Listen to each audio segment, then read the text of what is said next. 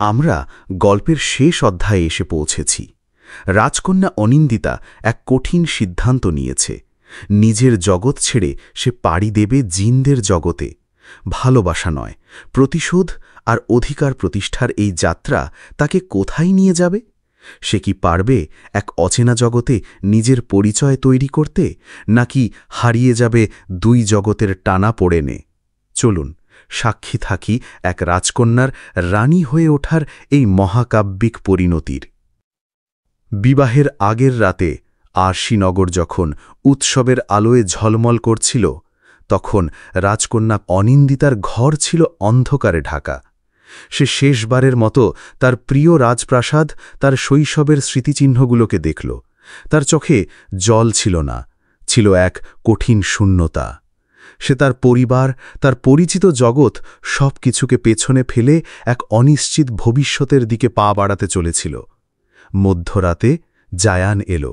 তার চোখে ছিল সম্মান আর সমীহের মিশ্রণ। সে কোনো কথা না বলে অনিন্দিতার দিকে হাত বাড়িয়ে দিল।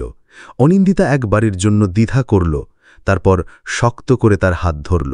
এই স্পর্শে ভালোবাসা ছিল না, ছিল এক অতবর্ণীয় চুক্তি।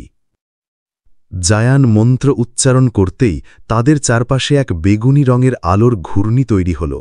অনিন্দিতা অনুভব করল পৃথিবী তার পায়ের তলা থেকে সরে যাচ্ছে।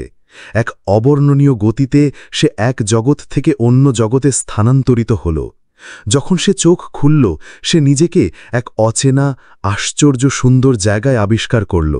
আকাশে দুটি চাঁদ, গাছপালা থেকে স্নিগ্ধ আলো ঝরছে, আর বাতাস এক অজানা মিষ্টি গন্ধে ভরা। এটা ছিল জিনদের জগৎ, সুন্দর কিন্তু ভয়ঙ্করভাবে অচেনা। জিনদের জগতে অনিন্দিতার আগমন এক আলোড়ন সৃষ্টি করল। অনেকে থেকে সন্দেহর চোখে দেখল, কিন্তু জায়ান তার কথা রাখল। সে অনিন্দিতাকে তার সন্তানের মা হিসেবে সর্বোচ্চ সম্মান দিল এবং রাজ্যের একাংশের অধিকার তার হাতে তুলে দিল। অনিন্দিতা তার নতুন জীবন শুরু করল। সেই কোনো দুর্বল প্রেমিকা ছিল না। সে তার বুদ্ধি, সাহস আর মানবীয় কৌশল দিয়ে জিনদের রাজনীতিতে নিজের জায়গা তৈরি করে নিল। সে তার সন্তানকে পৃথিবীর শ্রেষ্ঠ দুই জগতের শিক্ষায় শিক্ষিত করে তোলার স্বপ্ন দেখল। জায়ানের সাথে তার সম্পর্কটা ছিল জটিল। ঘৃণার বরফ ধীরে ধীরে গলতে শুরু করেছিল, কিন্তু ভালোবাসার উষ্ণতা তখনও আসেনি।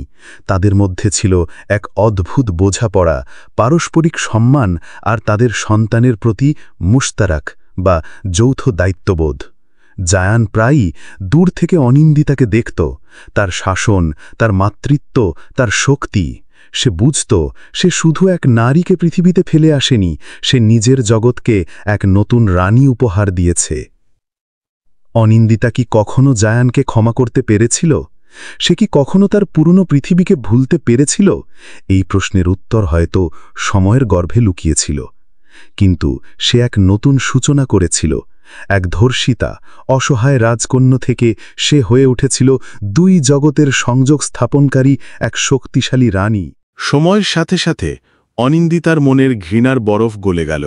সে বুঝতে পারল জায়ানের কাজের পেছনে ছিল তার পূর্বপুরুষদের অভিশাপ, আর তার নিজের জগতের প্রতি এক ডেজেসপেরাডো, মরিয়া ভালোবাসা।